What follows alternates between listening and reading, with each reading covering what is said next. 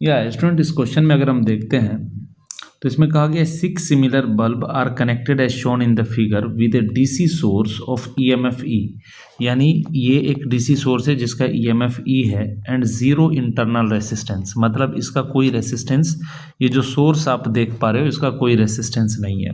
The ratio of the power consumption by the bulbs when number 1 में है all are glowing, यानी जब सारे के सारे ऑन होंगे, सारे के सारे ग्लो कर रहे होंगे तब जो पावर कंज्यूम होगा।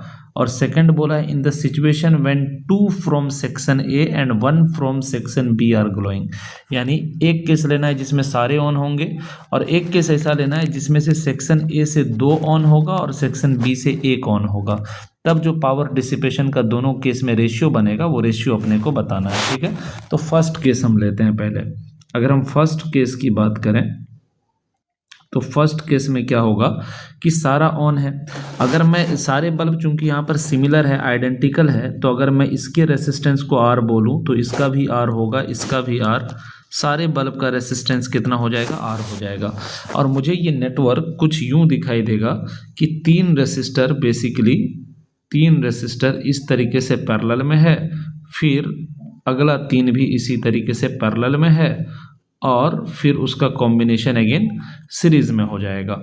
तो हर एक रेसिस्टेंस की वैल्यू चूंकि R और R है, इसी तरीके से ये भी R और R है, तो इसको जब हम सॉल्व करेंगे तो यहाँ चूंकि पैरेलल में है, तो पैरेलल में जब हम निकालेंगे तो हमें एक पार्ट का जो रेसिस्टेंस मिलेगा 1/R + 1/R + 1/R करके जब सॉल्व करेंगे तो we will get this will be R/3 और दूसरे पार्ट का भी आ जाएगा R/3।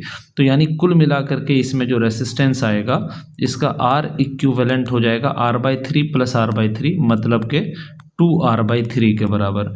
इतना हमारा इस केस में R इक्विवेलेंट आ जाएगा। यानी फर्स्ट केस में अगर हम पावर निकालना चाहें P1 तो P1 = V² होता है। ठीक, तो V की जगह अपन E पुट करेंगे तो ये हो जाएगा E² R का मतलब R इक्विवेलेंट डालना है और R इक्विवेलेंट हमारा कितना आया है तो 2R/3 आया है।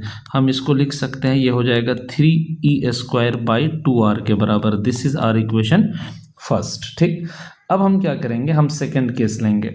तो सेकंड केस में हमारा क्या है, अगर हम सेकंड केस की बात करें तो कह रहा है कि सेक्शन ए से 2 बल्ब को ऑन रखना है और सेक्शन बी से 1 बल्ब को ऑन रखना है। तो ये हमारा नेटवर्क कुछ यूं हो जाएगा कि सेक्शन ए से 2 ऑन है, फिर इसका कॉम्बिनेशन यहाँ पर सेक्शन बी के 1 बल्ब से, ये R, ये भी R और ये भी R।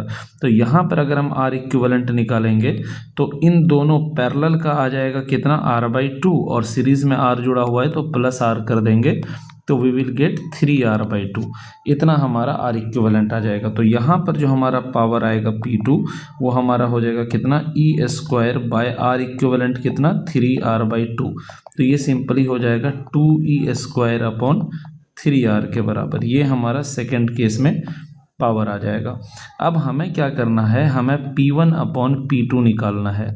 तो P1 जो हमारा आया है, P1 आया है कितना, 3E² 2R और डिवाइडेड बाई P2 करना है। तो P2 अगर हम डिवाइड करेंगे इससे कितने से, 2E²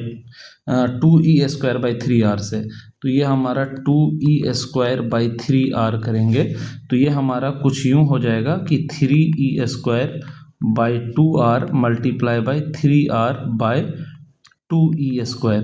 तो जब सारे को सॉल्व करेंगे तो हमारा 9/4 आएगा, यानी ऑप्शन सी हमारा जो है एकदम से करेक्ट हो जाएगा। आई होप कि आप लोगों को समझ में आया होगा। Thank you.